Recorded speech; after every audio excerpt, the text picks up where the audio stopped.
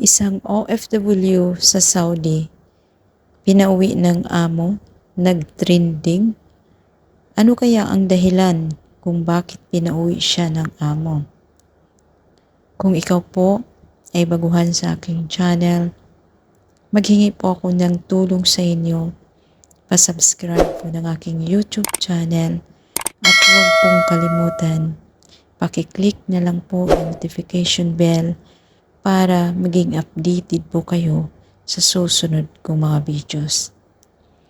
So base po sa aking impormasyon na nalalaman, ang isang OFW po na pinauwi ng amo na nag-trending ngayon ng dahil po sa kaakit-akit ng kanyang kagandahan.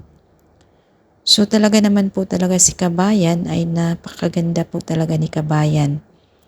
Kaya talaga po ang mga amo dito sa mga Middle East ay talaga pong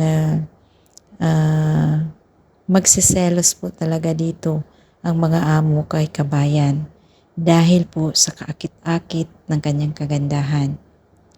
Pangalawa po ay pinagsabihan na po daw siya ng amo na huwag daw po magtatapis kasi palagi daw po siyang nakikita ng kanyang amo na nagtatapis. So, ayan po, yun po ang impormasyon na nakuha ko dito at narinig ko dito tungkol kay Kabayan bilang isang OFW. So, para po malaman natin kung ano nga ba talaga ang dahilan ni Kabayan, kung bakit talaga po napauwi si Kabayan. So, ito po, meron po akong impormasyon na kuha sa pag-interview po ni Kabong na naging nag-viral ngayon. So, dito po ipapakita ko po sa inyo, So, ito panoorin po natin sa pag-interview ni Kabong. Tatanungin po natin siya. Ito magsilbing paalala po namin ito sa OWA para po sa mga nagtatrabaho sa Abu Dhabi. Ang atin po, iniiwasan po natin na mapahamak po kayo. Paano po mapunta kayo sa mga pasaway na employers? Katulad po nito. Hindi po tourist ang visa niya. Siya po ay talagang trabaho po at talagang yan lang po yung kanyang gagawin po. Trabaho bilang isang kasambahay. Okay? So ngayon po, So, tingnan po ninyo si ate. Ate, lapit ka ng konti sa akin. Trabaho niya sa bahay. Ano sa tingin niyo po ang pwedeng mangyari sa kanya? Oh, ayan. Tingnan niyo po. At ate, taga saan ka? Taga Jensan. Ilang taong ka na? 25. First time mo mag-abroad? First time mo. Hindi ka ba natakot na ganyan na itsura mo? Pupunta ka ng Saudi, magtrabaho ka sa bahay? Oh. Ilang buwan ka lang sa amo mo? 2 months and 18 days. Tapos pinauwi ka na ng amo mo. Lagi kang inaaway. Na testelo siguro yung amo mo siguro sa iyo. Ano ang mga experiences mo doon? Buti wala pa nangyayari sa iyo. Pero meron ka na ba nararamdaman? Oo, kasi yung tatay lapit ng lapit, tapos pumupunta sa kusina kahit lumalabas ako, sumusunod din naman. Tapos yung sabi niya, punta tayo magpalaro ng bata. Pagdating doon sa palaruan, yung mga bata, may bumabantay pala.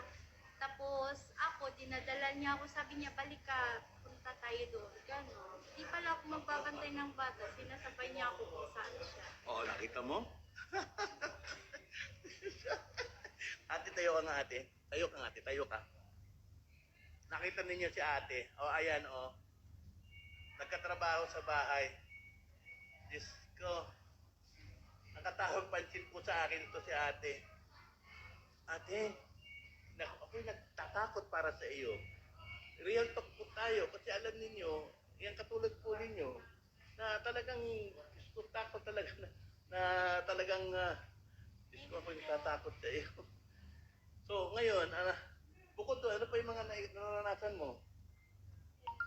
Tapos yun, pag umuwi, kasi pinauwi ng Pinauwi na ng amo. opo, na babae. Oo, natatakot sa iyo, nagselos sigurado yun. Sabi ng babae, balik ako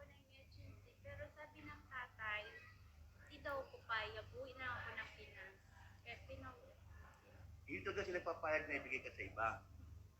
Kaya sa ano, so ngayon ate, itong gagawin natin, ha? Okay. So, ate, ha? Tama na yung pag-upload mo ng ano. Marami namang ibang trabaho. Huwag na sa bahay, ha? Natatakot kami para sa iyo. Mabuti na lang, 2 buwan ka, 2 buwan ka palang mahigit, uwi ka na sa Pilipinas. Okay? Kaya yan ang isa sa mga mahirap ang ano. Yan nga po, sa lahat po ng mga kababayan natin na nanonood po, ayun oh, 700 na nanonood sa iyo ngayon ng live natin. Oh, kita mo gaano kadaming tao nanonood sa iyo ngayon. Ate, maawa ka sa sarili mo. Ayaw namin na isang araw ay maghihingi ka na ng tulong na ikaw ay minomolestya o ginagawa ng hindi maganda ng amo mo. Natatakot kami para sa iyo. Tama lang na nakauwi ka na sa Pilipinas at first time. Maraming trabaho na pwede mong gawin para ikaw ay maka-abroad uli. Pero never na. Ano bang tinapos mo, Iha? Senior high school ka. Huwag ka mag-alala. Kahit senior high school ka, sigurado ka naman may talent ka naman, may skill ka naman, di ba? So, ganyan. Oy, grabe naman si ate, bawal mag-diet yung maganda, ha, kami ng pangit. Huwag naman ganun ate. Kaya lang, sinasabi ko lang sa inyo kasi itong mga ganitong mga itsura, pagkatrabahuin mo sa bahay, Diyos ko nakakatakot. Di ba? Wala naman ako sinabing yung pangit hindi magtatrabaho. Wala naman ganoon. Kayo talaga. Kaya lang, So ayun guys, napakaliwanag po dyan ng interview ni Kabong sa ating isang kabayang OFW sa Saudi. So base po sa akin no, bilang isang OFW ay talaga pong sundin natin ang ating mga amo. Lalong-lalo na po dito sa mga Middle East. Kasi dito sa Middle East, napakahigpit po talaga yung mga babae. Halos po talaga napakasilusa po dito sa mga Middle East yung mga babae. So, ang tip ko po para sa mga OFW, para po hindi tayo mapalis ni amo. So, kailangan po natin sundin kung anong ayaw at gusto nila. So, guys, kung nagustuhan nyo ang aking content, pabigay naman po ng thumbs up dyan. Ayan, palike naman po ng aking content para po gumagawa po ako ng ganitong mga content kung nagustuhan nyo po. At hanggang dito na lang po. Ayan, maraming salamat po sa panunood and God bless sa lahat. Bye!